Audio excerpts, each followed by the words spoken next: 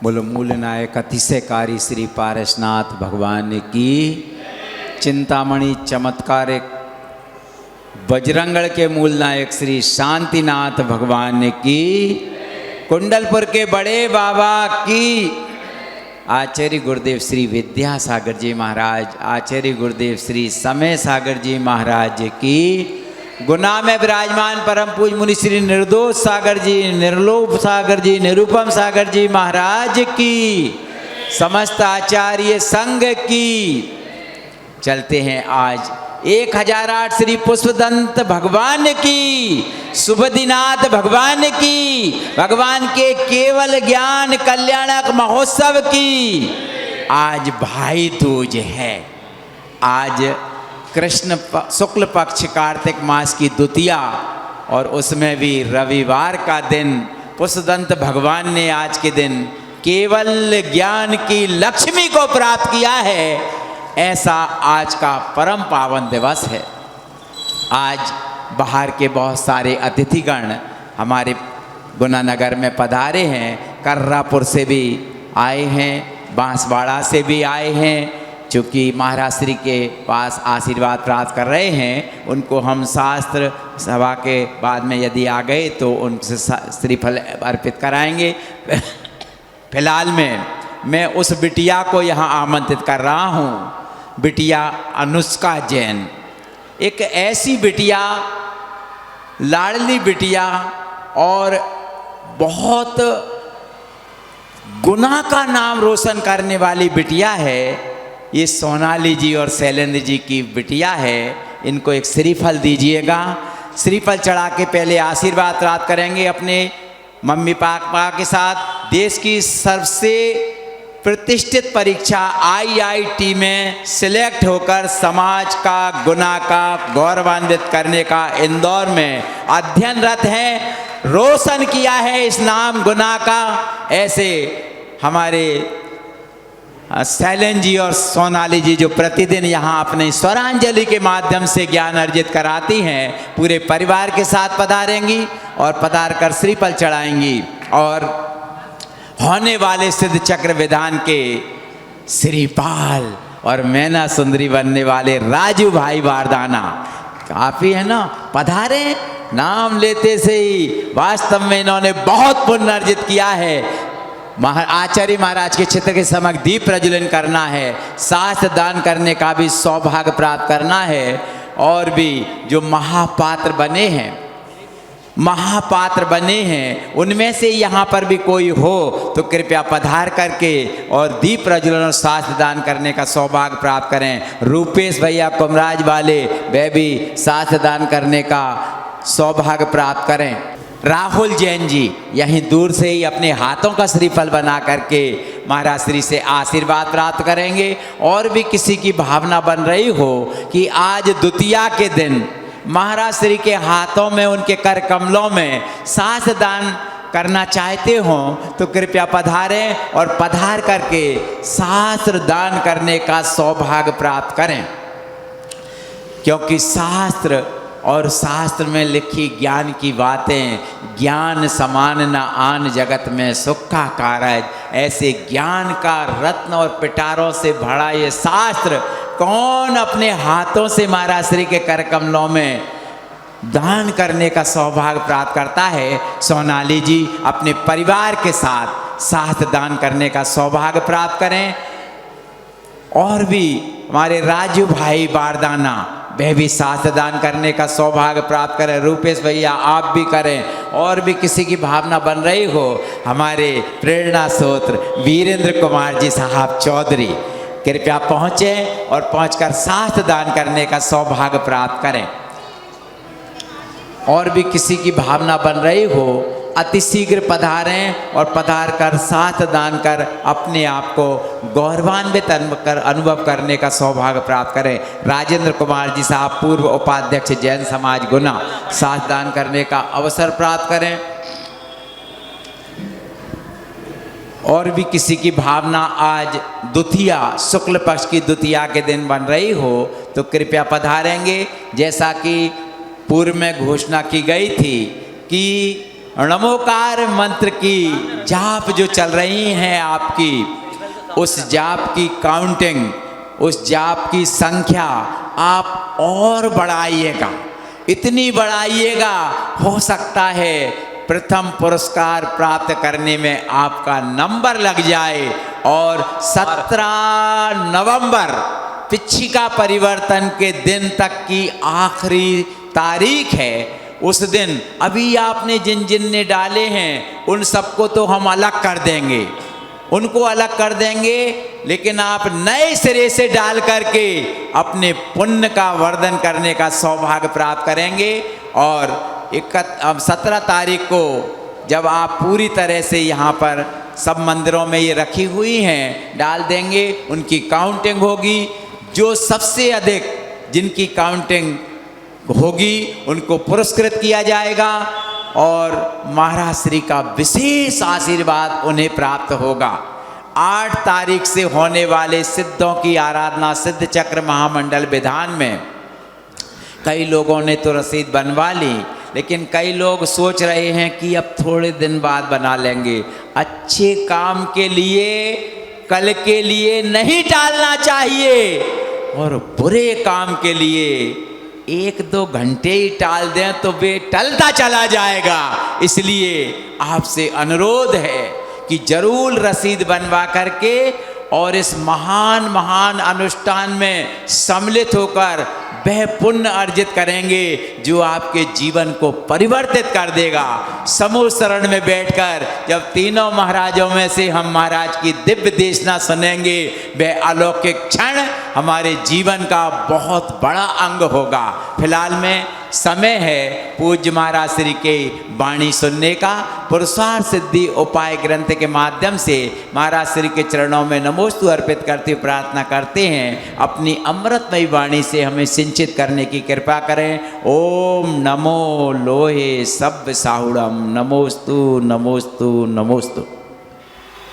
बोले त्रिकालवर्ती 9 देवताओं की, मूल्याय श्री चिंतामणि पार्श्वनाथ भगवान की, आचार्य भगवंत गुरुवर श्री विद्यासागर जी महाराज की, परम पूज्य आचार्य श्री समय सागर जी महाराज की, परम पूज्य मुनिवर श्री नदोष सागर जी महाराज की।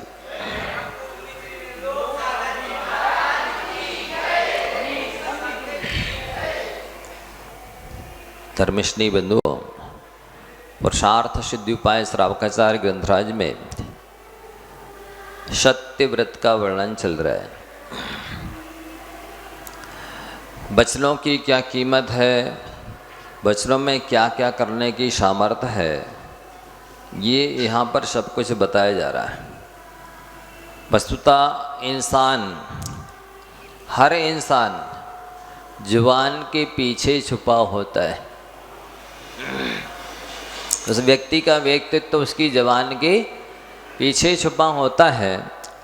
आप यदि व्यक्ति को समझना चाहते हैं तो उसे बोलने दें। व्यक्ति के बारे में जानकारी लेना चाहते हैं तो उसे बोलने दें। वो बोलेगा, उसकी जीवनी, उसका बायोडाटा, उसका व्यक्तित्व आपके सामने आ जाएगा। तो जैसा कल बताया कि वाणी के माध्यम से आप अपने सौभाग्य को बुला भी सकते हैं और वाणी के माध्यम से आप दुर्भाग्य को भी बुला सकते हैं। शब्दों की कीमत बहुत ज़्यादा है। हीरा मोती जवाहरात से भी ज़्यादा कीमती शब्दों को बताया गया है। आपके पास हीरा मोती जवाहरात नहीं है तो कोई बात नहीं, यदि आपके पास मीठे शब्द हैं तो वो उनसे भी ज़्यादा कीमती हैं। और जो काम हीरा मोती जवाहरात नहीं कर सकते वो काम वाणी कर सकती है। कल बताया था कि शब्दों में कड़वाहट भी है। इतनी कड़वाहट की जितनी कड़वाहट नीम में नहीं है, कांजीर में नहीं है, विष में नहीं है, हलाहल में नहीं है, उससे भी ज़्यादा कड़वाहट वचनों में। वचनों में इतनी मधुरता भी है कि गुड़ में नहीं है, खांड में नहीं है, शक्करा में नहीं है, अमृत में भी नहीं है। उससे भी कहीं ज़्यादा मिठास वचनों में है, शब्दों में है। वचनों की महिमा शास्त्रों में बहुत अधिक लिखी है। अपन कुछ अंशों में चर्चा यहाँ कर रहे हैं। जिससे कुछ भी यदि एक अंश भी हमारे जीवन में आ जाता है तो हमारा जीवन धन्य धन्य सार्थक कृतकृत्य हो जाता है। कल बताया था कि आप अपनी वाणी में सुई की जैसे पनापन रखते हैं तो कोई बात नहीं, रख सकते हैं, लेकिन साथ में धागा भी रखना, क्योंकि सुई छेद करती है, अकेला छेद ही नहीं करती है, धागा के माध्यम से छेद को बंद भी करती है। तो और हमेशा हमेशा याद रखें, विवेकहीन व्यक्ति से बात ना करें। जिसके पास विवेक नहीं है उससे सा बात करेंगे तो आपके शब्दों का दुरुपयोग होगा, समय का दुरुपयोग होगा, एनर्जी का दुरुपयोग होगा और पाप का बंध होगा। अक्सर लोग बोलने की फिक्र में सोचना भूल जाते हैं। बोलने की फिक्र में सोचना भूल जाते हैं कि हम क्या बोल रहे हैं, किससे बोल रहे हैं, क्यों बोल रहे हैं, कितना बोल रहे हैं, किस लिए बोल रहे हैं। ज्ञानी जन पहले सोचते हैं फिर बोलते हैं, और अज्ञानी जन पहले बोल देते हैं फिर सोचते हैं, पश्चाताप करते हैं। जैसे लोग दौड़ने की फिक्र में मंजिल भूल जाते हैं, दौड़ने की फिक्र में मंजिल भूल जाते हैं, वैसे ही लोग बोलने की फिक्र में सोचना भूल जाते हैं। जैसे लोग कमाने की चिंता में भूल जाते हैं कि हम किस लिए कमा रहे हैं और क्यों कमा रहे हैं और कितना कमा रहे हैं और किससे कमा रहे हैं, कब तक कमाना है, ये भूल जाते हैं। ठीक इसी प्रकार से व्यक्ति बोलने के चक्कर में भूल ही जाता है कि कितना बोलना, किससे बोलना, क्यों बोलना, कब बोलना, किस प्रकार से बोलना। बुद्धि का फल तत्व विचार बताया गया है। यदि आपके पास बुद्धि है तो आत्महित के बारे में सोचिए, हानि लाभ गुण दोष के बारे में सोचिए, तो आपकी बुद्धि का पाना सार्थक है। शरीर का पाना व्रतों के धारण करने से सार्थक होता है।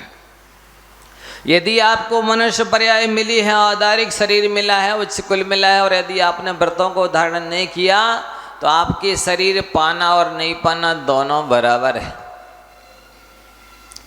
सही में नहीं बने, व्रती नहीं बने तो आपको मनुष्य पर्याय, उच्च कुल, औदारिक शरीर ना के बराबर नहीं मिला है, क्योंकि उसकी सार्थकता तो व्रतों के धारण करने से होती है। धन का सार पात्र दान है। यदि धन मिला है और पात्रों को दान नहीं दिया है तो आपके धन को पाने की सार्थकता नहीं है। जैसा धन मिला वैसा नहीं मिला, खाए खोया बह गया। बोलते पूजने पड़ते ना, बहु धन बुराहु भला कहिए लीन पर उपकार में। धन तो बुरा है क्योंकि पाप कहलाता है परिग्रह, और परिग्रह तो बहुआरंभ परिग्रहत्वम नरकस्याविषा बहुत आरंभ, और परिग्रह तो नरक आयु के आश्रव का कारण है, नरक में ले जाने वाला है। लेकिन ऐसा बुरा परिग्रह नरक में ले जाने वाला था, लेकिन यदि आपने परोपकार में लगा दिया, पात्र दान में लगा दिया तो वो भला हो गया, स्वर्ग मोक्ष का साधन बन गया। धन तो वही है, लेकिन उसका सदुपयोग और दुरुपयोग क्या करना है ये व्यक्ति के ऊपर है। जैसे एक दिन बताया था कि आपकी जन्म की कुंडली ज्योतिषी बनाता है। जन्म की कुंडली कौन बनाता? ज्योतिषी बनाता है, लेकिन भविष्य की कुंडली आप स्वयं बनाते हैं। आपके भविष्य की कुंडली ज्योतिषी नहीं बनाएगा, आपके भविष्य की कुंडली कोई पिता नहीं बनाएंगे, भगवान भी नहीं बनाएंगे। आपके भविष्य की कुंडली तो आप ही बनाएंगे। ठीक इसी प्रकार से धन पाने का सार है, सार्थकता है कि पात्र को दान में दो, परोपकार में लगा लो तो धन पाने की सार्थकता है, अन्यथा मिला जैसा नहीं मिला बराबर है।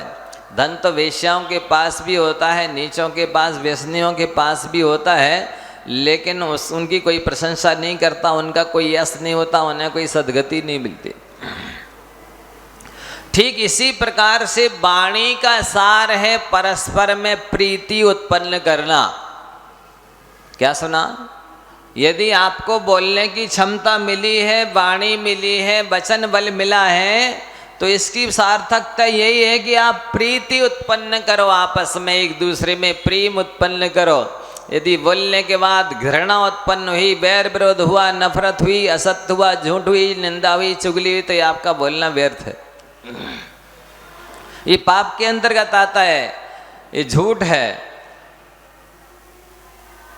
और आपके पास में बहुत कुछ धन ना हो, फैसिलिटी ना हो, लेकिन इसके बाद भी अगर मधुर आवाज़ है, मीठी आवाज़ है और मुस्कुराहट है, तो मीठी आवाज़ के द्वारा और मुस्कुराहट के द्वारा दुनिया के हर व्यक्ति के दिल को जीता जा सकता है। मुस्कुराहट में कहते मुस्कान एक ऐसा अस्त्र है जो ना चुभता है ना चूकता है। मुस्कान किसी के लिए चुभती भी नहीं है और चूकती भी, मतलब चुभती नहीं है यानी उसको खटकती नहीं है, कष्ट नहीं होता, और चूकती नहीं है का तात्पर्य है कि जिसको आप मुस्कुराहट दोगे वो व्यक्ति आपका बन जाएगा। लेकिन शिशु जैसी निश्चल मुस्कान होना चाहिए। मुस्कुराहट में बनावटीपना, दिखावटीपना नहीं होना चाहिए, तो वो मुस्कुराहट सबका दिल जीत लेती है। मीठी वाणी और मुस्कान है तो बाकी किसी दूसरी चीज़ की आवश्यकता नहीं है। ये दो चीज़ें इतनी तृप्त करती हैं, व्यक्ति को संतुष्ट करती हैं, आनंदित करती हैं, दूसरों को अपना बनाती हैं। लेकिन लोगों के पास बहुत धन है, आज सोना चांदी है, रुपया पैसा है, डिग्री है, जॉब है, सब कुछ है, बस दो चीज़ों की दरिद्रता है उनके पास, मीठी वाणी नहीं है और मुस्कान नहीं है। व्यक्ति की मुस्कान खो गई है आज। वास्तविक मुस्कान, असली मुस्कान, जिस मुस्कान या प्रेम के पीछे स्वार्थ नहीं है, छल नहीं है, ऐसी सहज मुस्कान नहीं है लोगों के पास। बताओ बेचारे कितने दरिद्री हैं, कितने गरीब हैं।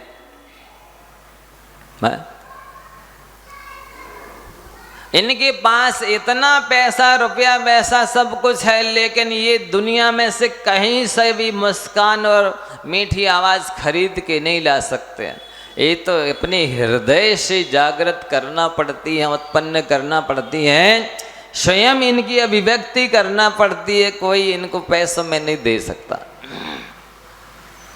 बल्कि ये मुस्कान के द्वारा और मीठी आवाज़ के द्वारा सारी दुनिया को खरीद सकते हैं। ये तो इतनी कीमती चीज़ें हैं, पैसों से इन्हें नहीं खरीदा जा सकता, लेकिन इनके द्वारा सब कुछ खरीदा जा सकता है। ऐसी ये चीज़ है, कीमती चीज़ है मुस्कान और मधुर आवाज़। इसलिए जब भी बोलें धीमे बोलें और आपकी वाणी दूसरे के दिल में प्रेम उत्पन्न करने वाली हो, जिज्ञासा का झरना झराने वाली हो कि आप कुछ और बोलिए, आप और क्या कहना चाहते हैं। ऐसा ना हो जैसे कौआ बोलता है ना, काका कृष्णा पिका कृष्णा को विदा पक काकियो प्राप्ते बसंत समिये काका काका पिका पिका। काला कौवा भी होता है और कोयल भी होती है, काले रंग से कुछ नहीं होता है। काला रंग तो पार्श्वनाथ भगवान का भी था, और वाकई में यदि सफ़ेद रंग में एक जरा सा सरसों के दाने बराबर भी काला रंग आता है तो वो सफ़ेद रंग और खिल जाता है। और यदि काले रंग में सफ़ेद जरा सा दाग आ जाए तो लोगों को चिंता हो जाती है, अरे ये तो कोड़ आ गया, अब फैलेगा, ये क्या होगा, जल्दी से ख़त्म हो जाए। इसलिए सफ़ेद रंग अच्छा भले नहीं हो, लेकिन काला तो अच्छा होता है। काले तो दोनों हैं, लेकिन जैसे ही बसंत समय आता है, बसंत ऋतु आती है, तो कौवा कौवा रह जाता है और कोयल कोयल होती है, क्योंकि कोयल की आवाज़ को सुनने के लिए लोग अपने काम छोड़ देते हैं,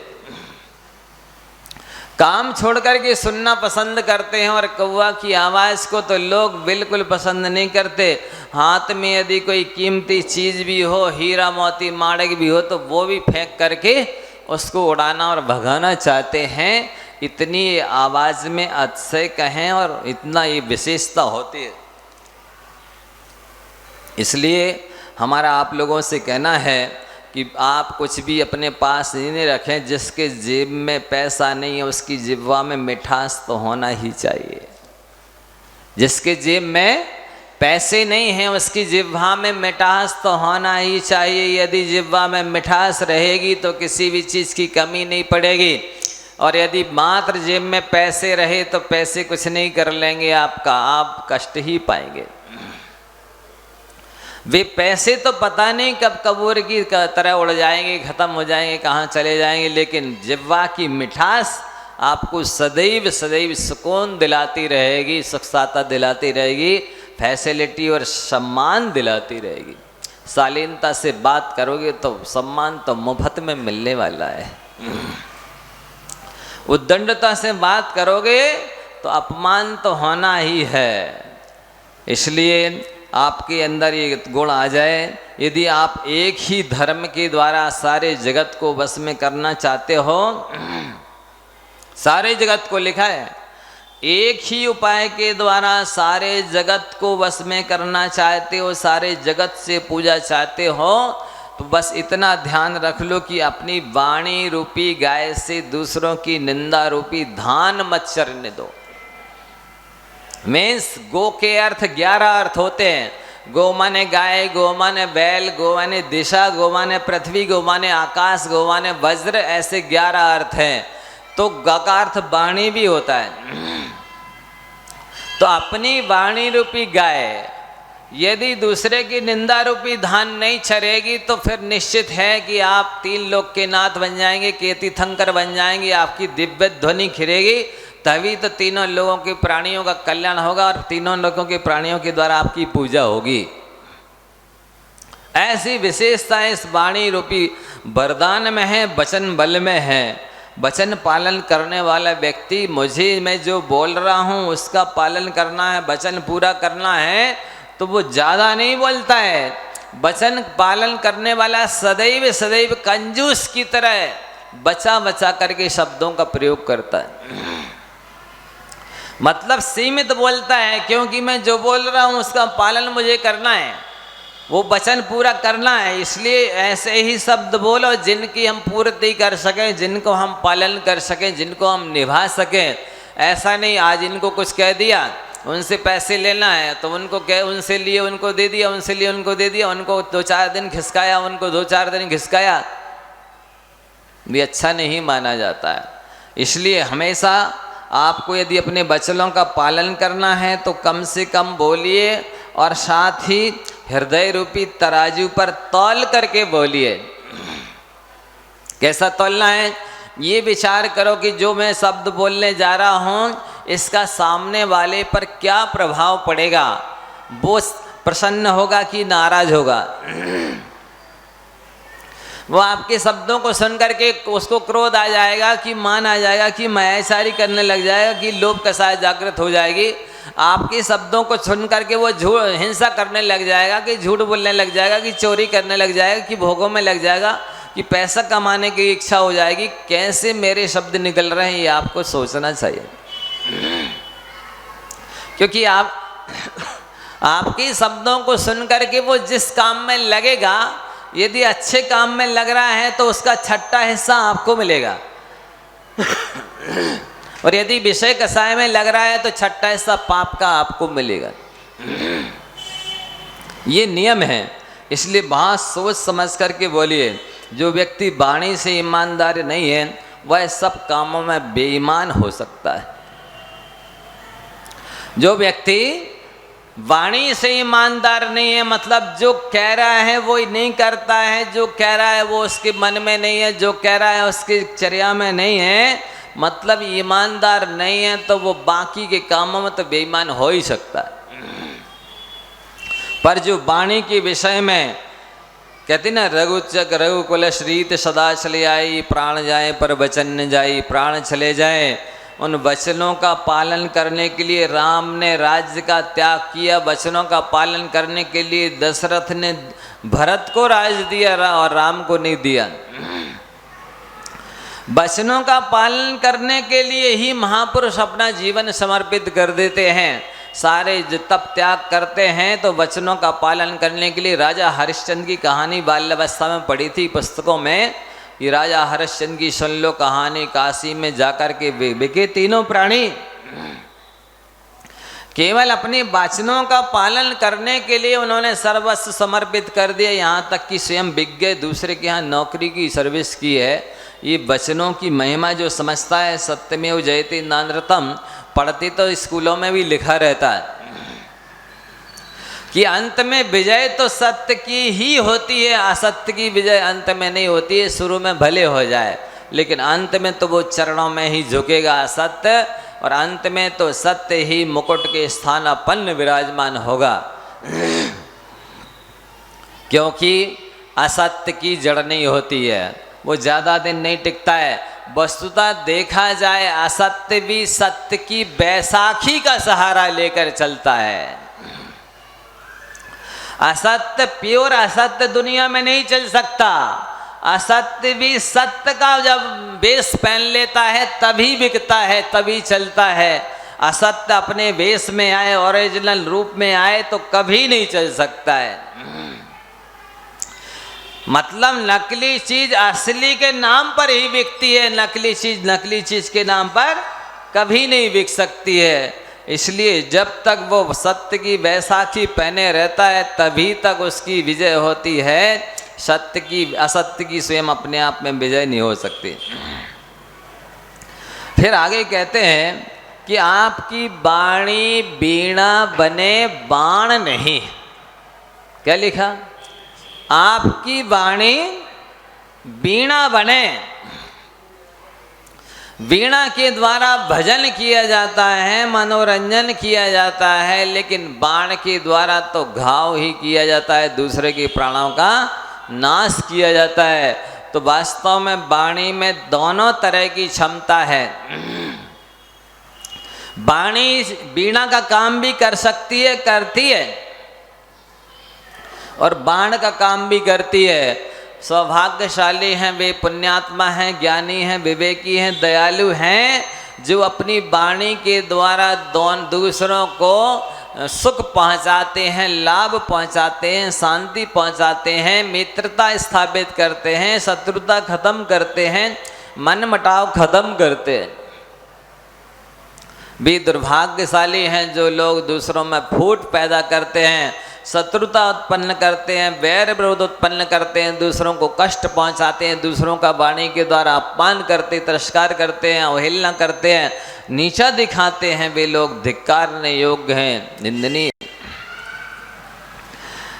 इसलिए अपनी वाणी को वीणा बनाए, बाण नहीं बनाए। वचन जब तक नहीं निकलता है तब तक आपका है। जैसे तीर से बाण, मुख से वचन, शरीर से प्राण नहीं निकले हैं तभी तक आपके हैं, निकल जाने के बाद आपके नहीं कहलाते। इसी तरह से आपने कोई शब्द बोल दिया है, अब सामने वाला पकड़ लेगा, आप इसका जवाब दे लिए, आपने ऐसा बोला तो बोला क्यों? पूछते ना, जवाब मांगते ना लोग, ऑब्जेक्शन लेते, आपने ऐसा क्यों बोला, इसका उत्तर दीजिए, या ऐसे शब्दों को आप वापस लीजिए, या इसकी क्षमा मांगिए, या इन वचनों का पूरा कीजिए, पालन कीजिए, आपने क्यों बोला। नहीं बोला था तब तक वो आपके थे, अब बोल दिए, मुख से निकल गए, बस अब तो वो सामने वाले के हो गए। अब इन वचनों को जो आपने दिया है उनका आपको जवाब, उत्तर, पालन इत्यादि करना ही होगा। इसलिए प्यारे बंधुओं, अपने वचनों को बहुत सोच समझ करके एक एक शब्द को निकालो, क्योंकि इनकी बहुत कीमत है। साधक जो होते हैं, अभी आ रहा है, आगे बताने वाले हैं कि वस्तुतः वचन जब तक नहीं निकला तो तुम्हारे बस में है, निकलने पर उसके बस में आप हो जाएंगे। मतलब आपको यदि वचनों के बस में नहीं होना है तो आप वचनों को निकालो मत। और हर व्यक्ति को शब्द शब्द सब कोई कहें और शब्द के हाथ ना पाँव, शब्द शब्द सब कोई कहे, शब्द के हाथ ना पाँव, एक शब्द औषधि करे, एक करे सो घाव। मतलब शब्द दवाई का भी, मलहम का काम भी करते हैं, और शब्द हथियार का, अस्त्र शस्त्र का काम भी करते हैं, बंदूक का, पिस्तौल का काम भी करते हैं, तलवार का काम भी करते हैं, एटम बम का काम भी करते हैं, और वचन जो है ना चरखी का काम भी करते हैं, चक्की का काम भी करते हैं, उखल उखली मूसल का काम भी करते हैं, सिलवट्टा का काम भी करते हैं। आपको वचनों को किसके रूप में प्रयोग करना है? उखली मूसल के रूप में, सिलवट्टा के रूप में, चक्की के रूप में, चरखी के रूप में। वाकई में ऐसी ताकत शब्दों के अंदर है, जैसे चरखी गन्ना का रस निचोड़ लेती है, ऐसे ही शब्द भी सामने वाले की सारी शक्ति को खत्म कर देती।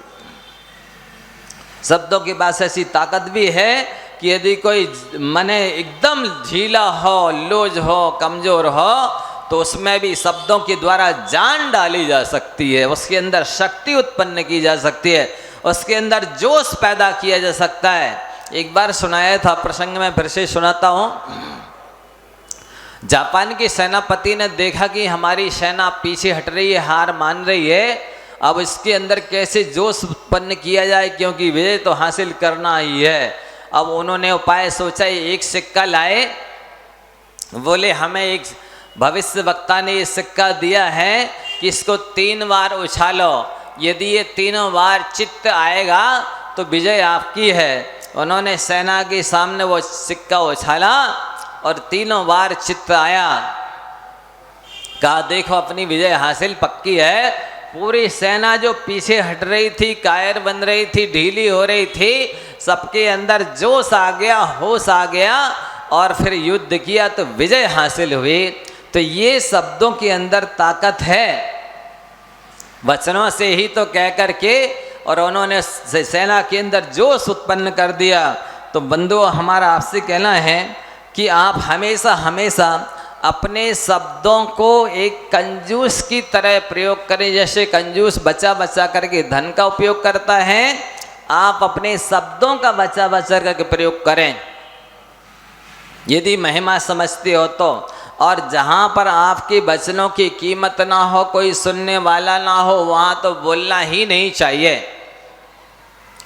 बोलने के बाद यदि सुनने वाले को आनंद नहीं आया, कोई लाभ नहीं हुआ, और आपको बोलने के बाद संतुष्टि नहीं हुई, तो आपका बोलना बेकार है।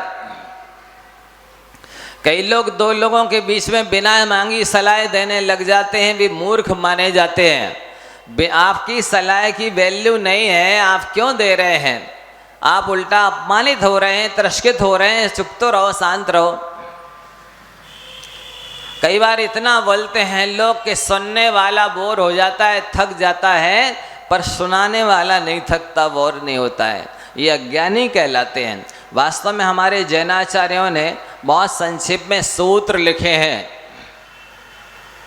आप देखिए, उमा स्वामी आचार्य महाराज ने तत्वार्थ सूत्र जी ग्रंथराज की रचना की, मात्र 357 सूत्र लिखे थे।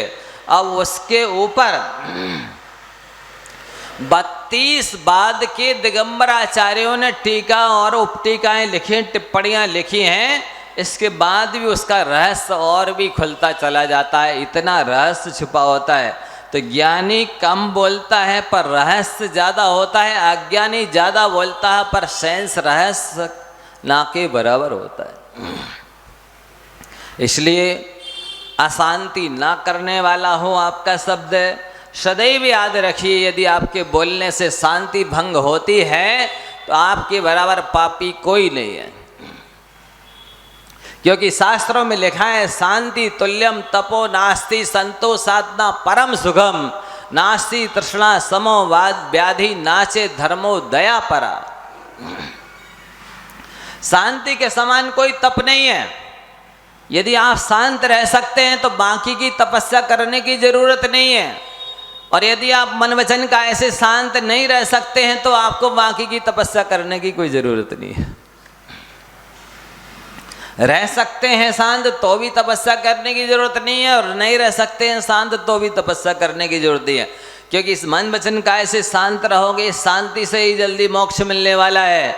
और यदि शांत नहीं रहोगे तो इस तपस्या करने से भी मोक्ष मिलने वाला नहीं है। हमेशा हमेशा वचन प्रिय बोलना चाहिए। प्रिय वाक्य प्रदानेन सर्वे तुष्यन्ति जन्तवः तथा तदेव वक्तव्यम, बचने का दरिद्रता। आचार्य शुभचंद्र महाराज जी ज्ञानाड़ों में लिखते हैं कि प्रिय वचन सुनने से जब सभी लोग संतुष्ट होते हैं तब फिर प्रिय वचन ही बोलना चाहिए ना। वचनों के विषय में कंजूसी क्यों रखना चाहिए, वचनों के विषय में दरिद्रता क्यों रखना चाहिए। आप दरिद्र हैं, कंजूस हैं, गरीब हैं, क्या है।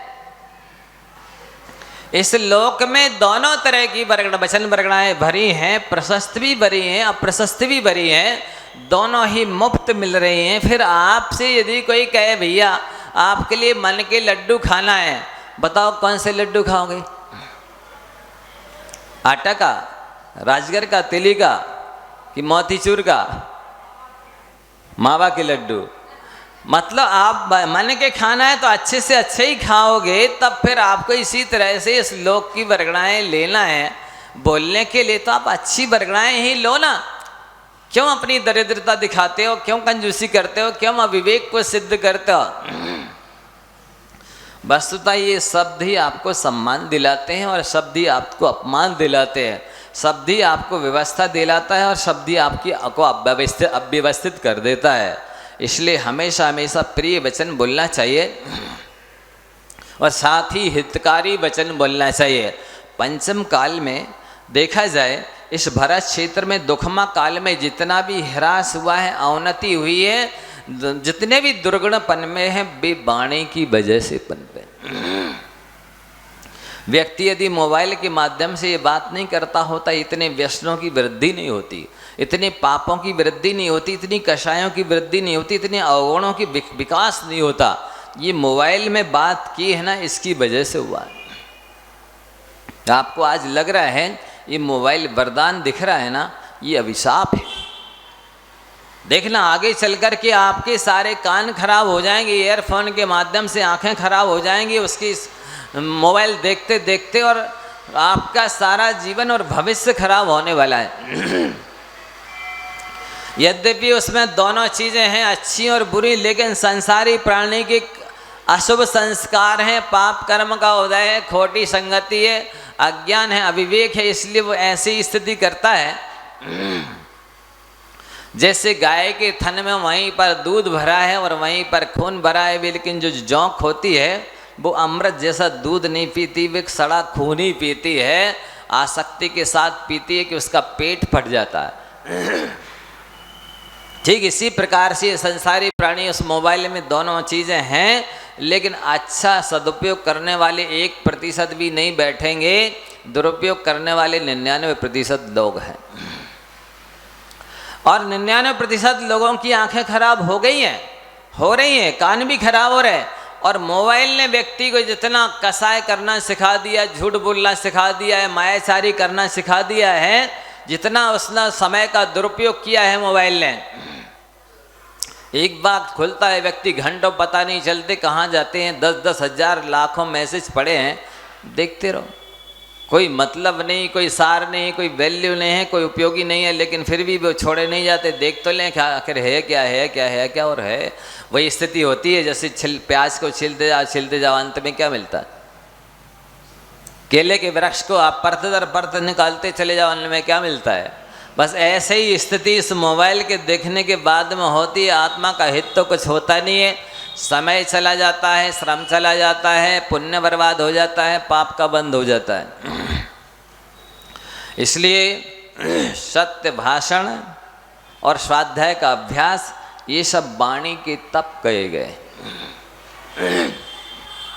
आप सरस्वती की पूजा न करें चलेगा, लेकिन यदि सत्य बोलते हैं, वाणी का सदुपयोग करते हैं, तो आप 24 घंटे सरस्वती की पूजा कर रहे हैं।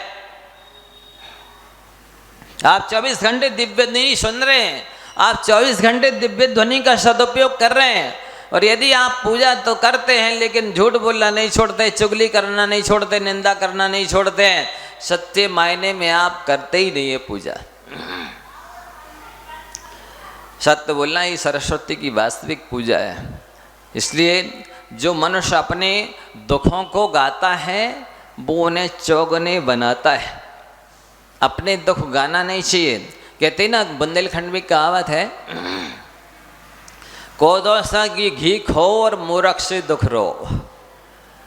कोदों में घी डालने से कोई लाभ नहीं होता है, सारने निकलता है। इसी तरह मूर्ख के लिए अपने दुख सुनाओ, कमियां सुनाओ, परेशानियां सुनाओ, वो आपका कुछ भी सहयोग करने वाला नहीं है, आपका कुछ भी प्रतिकार करने वाला नहीं। सारी दुनिया देखो, संसार का एक नेचर समझ लीजिए, ये संसार स्वार्थी है, कोई किसी के दुख सुनना पसंद नहीं करता, कोई किसी की परेशानियों में दिलचस्पी नहीं लेता है। वो तो अपनी स्वार्थी होता है, जिससे स्वार्थ सिद्ध होता है उससे ही बात करता है, उसी के लिए थोड़े बहुत दुख दूर करने में निमित्त बन जाए तो बन जाए। जिससे कोई स्वार्थ सिद्ध होने वाला नहीं है उसका वो सहयोग तो करना चाहता नहीं है।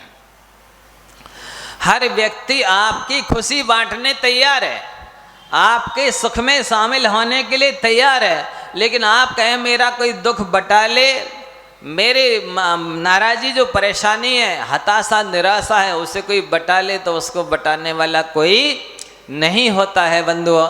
इसलिए क्यों व्यर्थ में रोना रोते हो?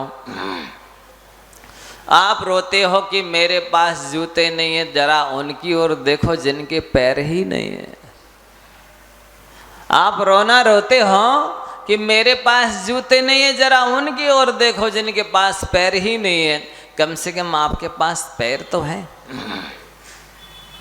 वो तो बेचारा चल भी नहीं पा रहा है, आप चल तो सकते हैं ना, तो चल लीजिए, स्वास्थ्य ठीक हो जाएगा। जो घूमता रहता है उसके लिए मौत ढूंढती रहती है, और जो व्यक्ति एक स्थान पर बैठा रहता है मौत उसे जल्दी आकर के पकड़ लेती है। कहने का तात्पर्य यह है कि आपके पास जो कमी है उसके लिए तो रोते रहते हो, पर जो है उसका आनंद नहीं उठाते हो, उसका सुख नहीं भोगते हो। सो वर्तमान भी दुखी रहता है और भविष्य भी दुखी ही रहता है। यदि सुखी होना चाहते हो तो एक सूत्र मात्र याद रख लो, जो प्राप्त है सो पर्याप्त है। जो प्राप्त है वह पर्याप्त है। जो कुछ भी है पास हमारे उसे बांट कर खाएंगे। ये जो आप कहते हो कहावत, वास्तव में जितना है यदि उसके द्वारा आप संतुष्ट रह सकते हैं तो आपको दुखी करने के लिए कोई समर्थ नहीं है।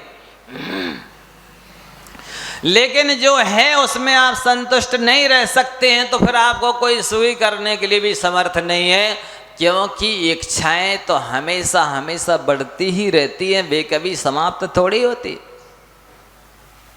100 मिलते हैं 1000 की इच्छा हो जाती है, 1000 मिलते हैं लाख की इच्छा हो जाती है, लाख मिलते हैं करोड़ों की इच्छा हो जाती है, और करोड़ मिलते हैं अरब की इच्छा हो जाती है, अरब मिलते हैं तो अब पृथ्वीपति बनने की इच्छा होती है। ये इच्छाएं तो कभी समाप्त होती नहीं। बौद्ध और महावीर की चिंतन धारा में इतने ही अंतर है कि वो कहते हैं कि जो इच्छा उत्पन्न हुई है उसको पूर्ण कर लो और साधना में लग जाओ, संतुष्ट हो जाओ। महावीर भगवान कहते हैं कि नहीं, इच्छा को पूर्ण करने में तृप्ति नहीं है, इच्छा को उत्पन्न नहीं होने देने में तृप्ति है, सुख है, संतुष्टि है। क्योंकि इच्छाएं तो एक के बाद एक जन्म लेते ही रहते हैं। आप उनकी पूर्ति में लगे रहेंगे तो पूरा जीवन ही समाप्त हो जाएगा और आप कुछ भी नहीं कर पाएंगे। इसलिए इच्छाओं की पूर्ति में सुख नहीं है, इच्छा उत्पन्न नहीं होने देने में सुख है। तो हमेशा याद रखें, अपने दुखों ना, अपनी कमियां जिस किसी को ना गाते रोते बैठे रहें, क्योंकि कोई आपकी दुखों को दूर करने वाला नहीं है, आपकी कमियों को दूर करने वाला नहीं है, आपके दुखों को बटाने वाला नहीं है।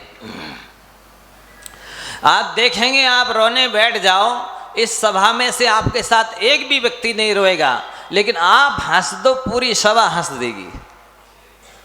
क्या मतलब हुआ? मतलब आपका खुशी प्रसन्नता बांटने सब तैयार हैं, आपका दुख बांटने के लिए कोई भी तैयार नहीं है। इसलिए सदैव एक सूत्र अपना लो कि कड़वाहट पी करके यदि वातावरण को आप मधुरता प्रदान कर सकते हैं तो आप बहुत अच्छे साधक और संत हैं। बाकी में आप देखेंगे मीठा खाओगे, सुबह सोकर उठेगा तो आपका मुंह कड़वा लगेगा। कभी अनुभव किया?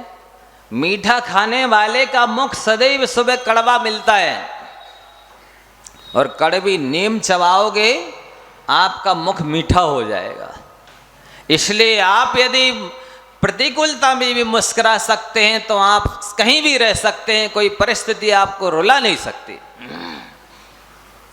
और सदैव अनुकूल परिस्थिति में रहने की आदत है, तब तो आपको भगवान भी प्रसन्न नहीं रख सकते हैं, क्योंकि नीचेर गच्छत उपरिच दशा चक्र नैमिक क्रमेण, ये मनुष्य पर्याय तो सुख और दुख दोनों के मेल से मिलती है,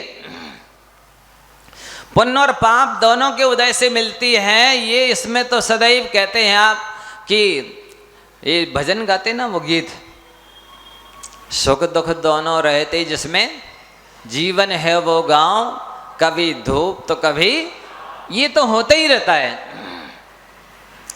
पहिया का आरा जो है, एक पहिया में जो आरे लगे रहते हैं, आपने देखा होगा वो आरा कभी नीचे जाता है तो कभी धीरे धीरे ऐसे करते हुए बाजू में आता है, बढ़ते बढ़ते बढ़ते कभी ऊपर चला जाता है, लेकिन सदैव ऊपर नहीं रहता। जैसे सदैव नीचे नहीं रहता है तो वैसे सदैव ऊपर भी नहीं रहता है, उसकी तो गतिमान है वो चक्र। ठीक ऐसे ही स्थिति मनुष्य की है, वो सदैव ना दुखी रहता है ना सुखी रहता है। इतना अवश्य है कि पाप का उदय तीव्र होगा तो दुख ज़्यादा होगा, और पुण्य का उदय तीव्र होता दुख कम होगा, लेकिन होगा अवश्य। पुण्य उदय जिनके तिनके भी नाही सदा सुख साता, ये तो आपने पढ़ी है वैराग भावना में कि जिनके तीव्र पुण्य कर्म का उदय है, ऐसे तीर्थंकरों को भी सदैव सुख साता नहीं रहती है। फिर ये दुखमा काल है, पंचम काल है, हुंडाव सर्पणी काल है, और आज घटिया पुण्य वाले लोग हैं, प्राय करके नरक पशु गति से आए हैं, प्राय करके ऐसे कर्म कर रहे हैं कि नरक पशु गति में ही जाना है। आपका नंबर स्वर्ग और मोक्ष जाने में लगे, ऐसी भावना के साथ में विराम लेता हूँ। पठारी कर्रापुर बांसवाड़ा से जो अतिथिगण पधारे हैं, कृपया पधार कर श्रीफल चढ़ाने का सौभाग्य प्राप्त करें। महान भाव महाराज श्री जहाँ जहाँ भी विराजमान रहते हैं, वहाँ पर बहुत सारे श्रावक कुछ न कुछ व्रत लेते हैं, कुछ प्रतिमाएँ लेते हैं। पठारी में तो मात्र 70 घर की समाज थी, और 75 लोगों ने 90 प्रतिमाएं महाराज श्री से प्राप्त की थी। वह नगरी व्रत नगरी के नाम से जाने लगी। कर्रापुर में भी, बासोदा में 100 के ऊपर, बासोदा में भी 100 लोगों ने प्रतिमाएं ली थी, और कर्रापुर में भी ली थी। लेकिन गुनाह अछूता रह नहीं सकता, लोग जागते हैं, लेकिन बाद में जागते हैं। 25-30 हुए अभी 25, 20, 25, 30 के अंदर लोगों ने महाराज श्री के पास आकर के और व्रत और प्रतिमाओं की भावना भाई है। हम चाहते हैं, महाराज श्री ने आशीर्वाद तो उन्हें दे दिया, लेकिन हम मंच पर उनका सम्मान करना चाहेंगे। अभी नहीं, कुछ 1, 2, 4 दिन में वे प्रोग्राम बनाते हैं, ताकि और लोगों को प्रेरणा मिले और वह भी इस सदमार्ग पर चलकर इस मनुष्य जन्म को सार्थक बनाए। साथ ही उसका महान कार्य है सिद्धों की आराधना। सिद्ध चक्र महामंडल विधान 8 से और 18 तारीख तक, 16 तारीख तक होगा। 17 तारीख को पिछी का परिवर्तन, और 18 और 19 तारीख को गुना का वार्षिक रथोत्सव समारोह संपन्न होगा।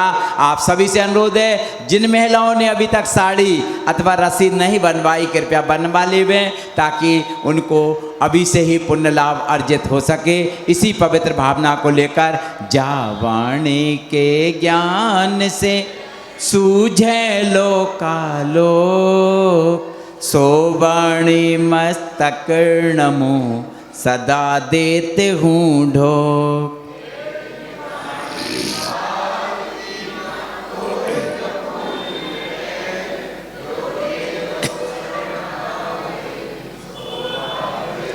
देव भजो अरिहंत को, गुरु सेवो निर्ग्रंथ दया धर्म पालो सदा यही मोक्ष का पंथ।